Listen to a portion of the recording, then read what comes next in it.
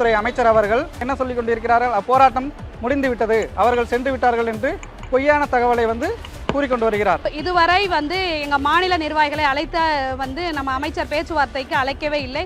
இதுவரைக்கும் பார்த்தீங்கன்னா மொத்தம் 15,000 செவிலியர்களில் 7,000 பேர் மட்டும்தான் பணி நிரந்தரம் செய்யப்பட்டிருக்காங்க. திமுக முதலமைச்சர் ஸ்டாலின் கொடுத்த பொய்யான வாக்குறுதியை நம்பி ஏமாந்து போன அரசு ஊழியர்கள், ஆசிரியர்கள், தூய்மை பணியாளர்கள் வரிசையில இப்போ செவிலியர்களும் போராட்ட களத்துல இறங்கியிருக்காங்க. ஆட்சிக்கு வந்த உடனே பணி நிரந்தரம் செய்யப்படும்னு சொல்லி தேர்தல் வாக்குறுதி எண் 356 சொன்னீங்களே, எப்ப சார் நிறைவேற்றுவீங்கன்னு கடந்த 3 நாளுக்கு மேல செவிலியர்கள் போராடிட்டு வராங்க.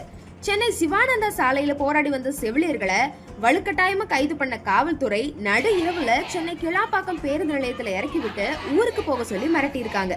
ஆனா திமுக காவல்துறையின் மிரட்டலுக்கு அஞ்சாத செவிலியர்கள் கிளாப்பாக்கம் பேருந்து நிலையத்திலேயே போராட ஆரம்பிச்சுட்டாங்க.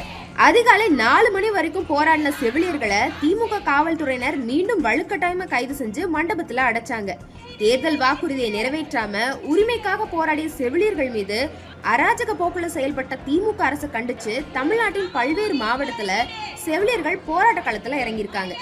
இதுவரை எங்கள் மாநில நிர்வாகிகளை அழைத்த நம்ம அமைச்சர் பேச்சுவார்த்தைக்கு அழைக்கவே இல்லை. அதை தொடர்ந்து அனைத்து எம்ஆர்பி செவிலியர்களும் பணிக்கு செல்லாமல் எல்லாரும் போராட்ட களத்தில் தொடர்ந்து தனது ஆதரவை தெரிவித்து போராட்டத்தை நடத்து கொண்டிருக்கிறார்கள்.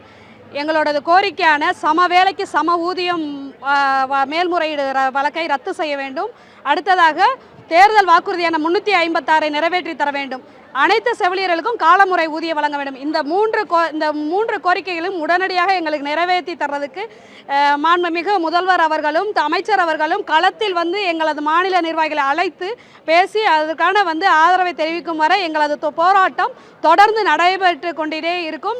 மாண்புமிகு சுகாதாரத்துறை அமைச்சர் அவர்கள் இன்றும் காலை முதல் வரையும் என்ன சொல்லிக் கொண்டிருக்கிறார்கள்? போராட்டம் முடிந்துவிட்டது, அவர்கள் சென்று விட்டார்கள் என்று பொய்யான தகவலை கூறிக்கொண்டு வருகிறார். ஆனால் இப்பொழுது வரை எங்கள் களத்தில் செவிலியர்கள் ஒவ்வொரு மாவட்டத்திலும் அந்தந்த தொகுதிகளிலும் தொடர்ந்து காத்திருப்பு போராட்டத்தை நடத்தி கொண்டு இருக்கிறோம். 2 ஆண்டுகளில் பணி நிரந்தரம் செய்வாங்க அப்படிங்கிற ஆணையோட இதுவரைக்கும் பார்த்தீங்கன்னா மொத்தம் 15,000 செவிலியர்களில் 7,000 பேர் மட்டும்தான் பணி நிரந்தரம் செய்யப்பட்டிருக்காங்க.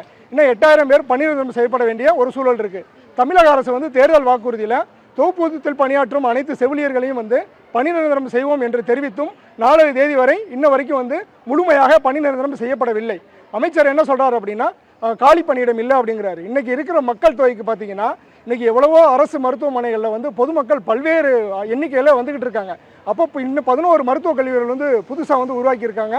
அதில் நிரந்தர பணியிடங்களை உருவாக்கி தற்போது நிலுவையில் உள்ள அனைத்து செவிலியர்களுக்கும் நிரந்தர பணியிடத்தில் அதாவது காலமுறை ஊதியத்தில் பணியமர்த்த வேண்டும் என கேட்டுக்கொள்கிறோம். இதில் இருக்கிற எல்லா தொகுப்பூதிய செவிலியர்களையும் ஒட்டுமொத்தமாக நிரந்தர பணியாளராக ஆக்க வேண்டும் என்பதையும், இதுக்கு அப்புறம் எங்களுக்கு அப்புறவே இனிமே தொகுப்பூதிய செவிலியர்கள் அப்படிங்கிறதே இல்லாமல் போக வேண்டும் என்பதையும் எங்களது மாண்புமிகு முதலமைச்சர் அவர்களிடமும் எங்களது சுகாதாரத்துறை அமைச்சர்களிடமும் நாங்கள் எங்களுடைய கோரிக்கையை தாழ்மையுடன் கேட்டுக்கொள்கிறோம்.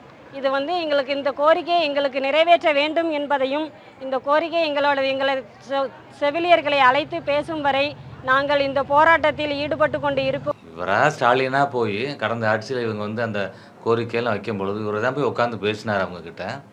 டிஎம்எஸ் அலுவலகத்தில் அவங்க போராட்டம் பண்ணும் பொழுது, நாங்கள் ஆட்சிக்கு வந்தோன்னா உங்களுக்கு நாங்கள் இதை செஞ்சிடும் அதை செஞ்சிடுவோம்னு சொல்லி மருத்துவர்களையும் ஏமாத்தினார், செவிலியர்களையும் ஏமாற்றிருக்கிறாரு.